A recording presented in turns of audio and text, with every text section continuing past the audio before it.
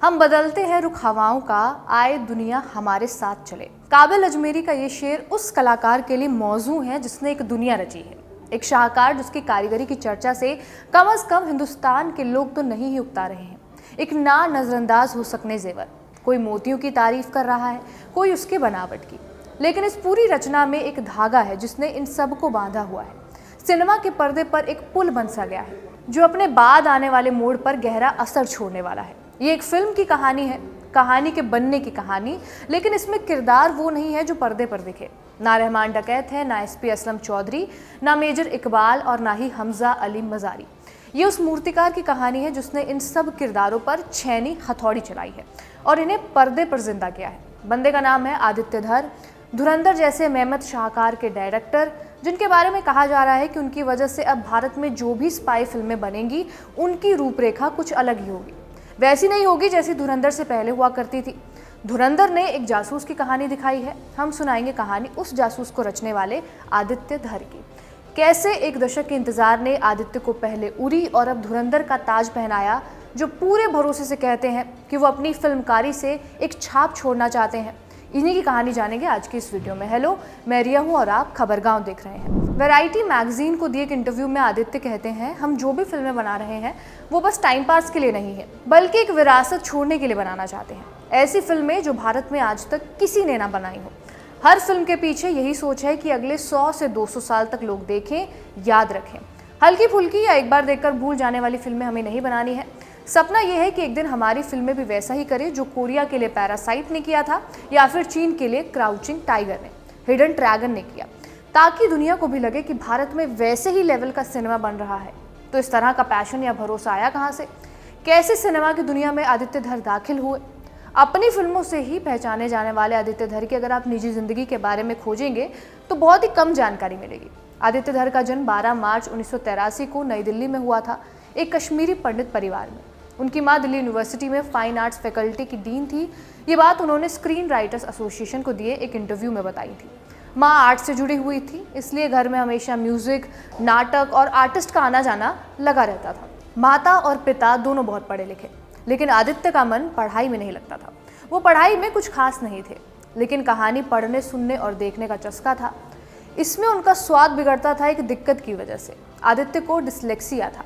Dyslexia एक तरह की लर्निंग डिसेबिलिटी है जो दिमाग के उस हिस्से से जुड़ी होती है जो पढ़ना, लिखना और शब्दों को समझने का काम करता है। इसी के चलते आदित्य को 2 पेज पढ़ने में कभी कभी 2 दिन भी लग जाते थे, लेकिन जाना चाहते थे आर्मी में। दिलचस्प है, अब आदित्य की पहचान जिन फिल्मों की वजह से बन रही है उसमें आर्मी ही केंद्र है। खैर, पढ़ाई में बहुत जबरा नहीं होने की वजह से आर्मी ज्वाइन नहीं कर पाए तो अपने शगल को ही पेशा बना लिया। 5 सितंबर 2006 को वो मुंबई आए, 23 साल की उम्र में। आदित्य ने शुरुआत लिरिसिस्ट के तौर पर की। काबुल एक्सप्रेस, हाले दिल नाम की मूवीज में गाने लिखे। इसके बाद साल 2009 में उन्होंने बूंद नाम की शॉर्ट फिल्म में बतौर राइटर काम किया। इस फिल्म को नेशनल अवार्ड भी मिला। बूंद के बाद उन्हें डायरेक्टर प्रियदर्शन की मूवी में काम मिला। ये मूवी थी आक्रोश। इसमें अजय देवगन, बिपाशा बसु और अक्षय खन्ना लीड रोल में थे। फिल्म में आदित्य राइटर थे, पर फिर भी वो सेट और सीन्स में इतने ज़्यादा इन्वॉल्व थे कि जब भी डायरेक्टर प्रियदर्शन को किसी सीन के बारे में पूछना होता था तो वो आदित्य धर की सलाह लेते थे। इसी दौरान वो अपनी फिल्म बनाने के लिए भी स्क्रिप्ट्स लिखते जा रहे थे, लेकिन उन्हें हर बार प्रोड्यूसर्स बाहर का दरवाज़ा दिखा देते थे। 2009, 2011, 2012, 14 और 2016 इन सालों में कम से कम 5 बार आदित्य की फिल्में बनती रह गई। कभी कभी कास्टिंग हो जाती थी, प्री प्रोडक्शन भी हो जाता था, लेकिन किसी न किसी वजह से हर बार फिल्म रुक जाती। इसी एक रुकावट ने उन्हें अपनी ज़िंदगी का सबसे बड़ा डेब्यू दिया। ये फिल्म रात अकेली है। साल 2016 में आदित्य धर इस फिल्म को बनाने वाले थे और इस फिल्म में एक्ट्रेस कटरीना कैफ और Pakistani actor Fawad Khan lead role में थे। फिल्म में पैसा लगा था धर्मा प्रोडक्शंस का, माने करण जौहर का। इतने सालों के रिजेक्शन के बाद उनकी फिल्म फ्लोर पर आने वाली थी, लेकिन तभी 18 सितंबर 2016 को भारतीय सैनिकों पर एक हमला हुआ, उरी अटैक। 18 सितंबर की सुबह करीब 5:30 बजे जम्मू कश्मीर के उरी सेक्टर के आर्मी हेडक्वार्टर में एक के बाद एक धमाके हुए। जैश ए मोहम्मद के 4 आतंकवादी बेस में घुसपैठ कर चुके थे। महज 3 मिनट के अंदर इन आतंकियों ने 17 हैंड ग्रेनेड फेंके। हमले से फौजियों के टेंटों में आग लग गई और उसमें सो रहे जवान शहीद हो गए। सेना के जवानों ने तुरंत जवाबी हमला किया और मुठभेड़ में चारों आतंकियों को मार गिराया, लेकिन अचानक हुए इस हमले में हमारे जवान भी शहीद हुए। मुठभेड़ करीब 6 घंटे तक चली थी। हमले के 10 दिन बाद भारतीय जवानों ने पाकिस्तानी सीमा में घुसकर सर्जिकल स्ट्राइक की और बदला लिया। ऑपरेशन में 150 कमांडोज की मदद से सर्जिकल स्ट्राइक को अंजाम दिया गया और इस ऑपरेशन में कई आतंकवादी मारे गए। सर्जिकल स्ट्राइक के ही कुछ दिनों बाद पाकिस्तानी एक्टर्स और सिंगर्स पर बैन लगा दिया गया। ये सब ठीक उसी समय हुआ जब आदित्य धर की फिल्म बनने वाली थी। क्योंकि कास्ट में फवाद खान थे इसलिए फिल्म नहीं बन पाई। धर्मा के ऑफिस पर पत्थरबाजी भी हुई क्योंकि तब ए दिल है मुश्किल भी रिलीज होने वाली थी और ये भी पता चला कि करण जौहर पाकिस्तानी एक्टर्स के साथ रात बाकी है फिल्म बनाने वाले हैं। तब करण जौहर ने वीडियो जारी कर ये कहा था कि वो पाकिस्तानी एक्टर्स के साथ काम नहीं करेंगे। उसी दौरान आदित्य ने यह ठाना कि जिस वजह से उनकी फिल्म नहीं बन पाई वो उसी ऑपरेशन पर फिल्म बनाएंगे। 1 अक्टूबर से उन्होंने फिल्म पर रिसर्च करना शुरू किया। आर्मी के पुराने ऑफिसर से बातें की, किताबें पढ़ी, न्यूज़ क्लिपिंग्स इकट्ठा की, एलओसी के नक्शे देखे, हथियारों की डिटेल्स जानी। 5 महीने तक उन्होंने रिसर्च की और 1 मार्च 2017 को जाकर उनकी ये रिसर्च पूरी हुई। उन्हें खुशी इस बात की थी कि उनके पास जो जानकारी है वो शायद ही किसी और के पास हो। तभी उन्हें एक दोस्त का फ़ोन आया।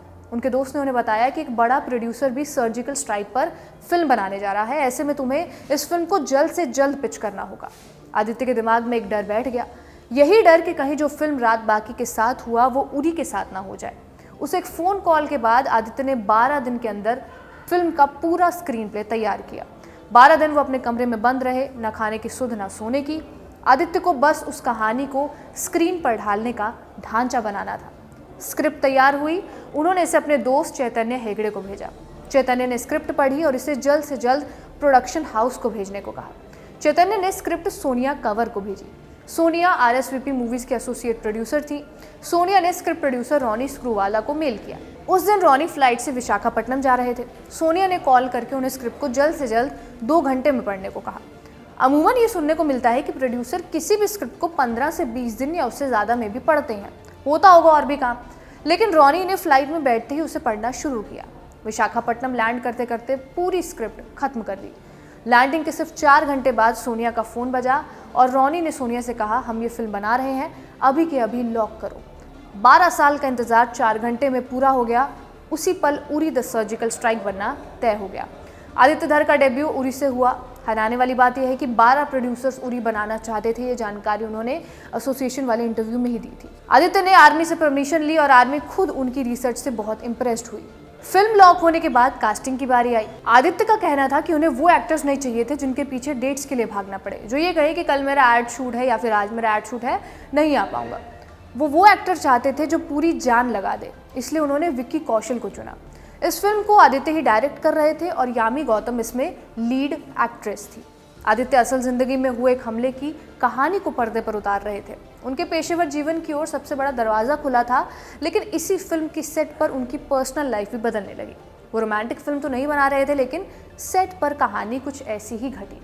यामी और आदित्य में प्यार हो गया, बाद में शादी भी। ये बात खुद यामी ने रणवीर अलाहाबादिया के पॉडकास्ट पर बताई थी। यामी ने तब कहा था कि मैं इसे डेटिंग नहीं कहूँगी, लेकिन हाँ, हमारी बातचीत वहीं से शुरू हुई। जब उनसे पूछा गया कि उन्हें आदित्य की कौन सी बात अच्छी लगी तो उन्होंने एक किस्सा बताया। यामी ने बताया कि शूटिंग के दौरान फिल्म के सेट पर एक हेयर आर्टिस्ट ज़मीन पर बैठी हुई थी। आदित्य कुर्सी पर थे। उन्हें ज़मीन पर देखकर आदित्य ने उन्हें कुर्सी दी। कहने को ये छोटी सी बात थी, पर इसी बात ने यामी के दिल में आदित्य के लिए इज्जत बढ़ा दी। खैर, उरी फिल्म को नेशनल अवार्ड से भी नवाजा गया। विक्की कौशल को बेस्ट एक्टर का अवार्ड मिला था। विक्की कौशल को चुनने के बारे में आदित्य बताते हैं कि उन्होंने मसान में उनका काम देखकर तय कर लिया था कि एक फिल्म तो उनके साथ ज़रूर करेंगे ही करेंगे। उस समय विक्की कौशल बहुत बड़े स्टार नहीं थे, लेकिन विक्की की मेहनत ने उन्हें इस फिल्म का स्टार बना दिया। इस फिल्म से जुड़ा एक किस्सा आदित्य धर इंडियन एक्सप्रेस को बताते हैं। वो बताते हैं कि उरी फिल्म का बजट बहुत ही कम था, लेकिन स्केल बहुत बड़ा दिखाना था। पूरी फिल्म में सिर्फ 9 स्टंटमैन थे, जिन्हें अलग अलग किरदारों जैसा मेकओवर देकर बार बार इस्तेमाल किया गया। टीम हर दिन 12 से 15 घंटे शूट करती थी और अगले दिन का एक्शन होटल की लॉबी में तैयार होता था। इस फिल्म की जहां एक तरफ तारीफ हुई तो दूसरी तरफ इसे प्रोपेगेंडा फिल्म भी कहा गया। इस पर भी आदित्य ने जवाब दिया था। आदित्य ने तब कहा कि सर्जिकल स्ट्राइक मौजूदा सरकार के समय हुई तो उसे दिखाना गलत कैसे हुआ। वो कहते हैं कि उनकी फिल्म सेना के नज़रिए को सामने रखती है और सेना के बारे में गलत बातें उन्हें परेशान करती हैं। उरी के बाद आदित्य ने आर्टिकल 370, धूमधाम, बारामूला जैसी फिल्में बनाई। वो अपनी फिल्म अश्वत्थामा पर भी काम कर रहे थे, लेकिन कोविड के कारण इस फिल्म को थोड़ा पीछे रखा गया। उरी 370 आई, बॉक्स ऑफिस पर कामयाब भी रही, लेकिन एक एक्सेप्टेंस या कहें कि नज़र पर चढ़ जाने लायक काम अब हुआ है धुरंधर के साथ। जेंजी वाली भाषा में कहें तो बतौर डायरेक्टर उनका काम अब जाकर फटा है। अब जाकर ही वो ऐसे फिल्मकार बने हैं जिनके आने वाली फिल्मों का लोग इंतजार करेंगे और ताक में रहेंगे कि अब क्या रेसिपी बन पड़ी है। धुरंधर को लेकर क्राफ्ट और पॉलिटिक्स दोनों ही वजहों से चर्चा हो रही है, ज़्यादातर पॉलिटिक्स पर ही। आदित्य अपनी स्टोरी टेलिंग में काफ़ी सटल फिल्मकार समझ आते हैं। उन्हें मालूम है कि सब्जी में कौन सा मसाला कितना डालना है और कितनी चुटकी नमक। एक तरफ डंडा चलाकर फिल्म बनाने वाले डायरेक्टर्स की भरमार है, दोनों ही तरफ, लेकिन आदित्य इस मामले में थोड़ा ही सही लेकिन थोड़े अलग हैं। किस मामले में अलग है? वो फिल्म में पॉलिटिक्स की घुट्टी उतनी ही चम्मच पिलाते हैं जिससे चटकपन भी आ जाए और दर्शक को खांसना भी ना पड़े। आदित्य धर के काम पर आप अपनी राय कमेंट बॉक्स में बता सकते हैं। कैमरे के पीछे है यान, आप देखते रहिए खबरगांव।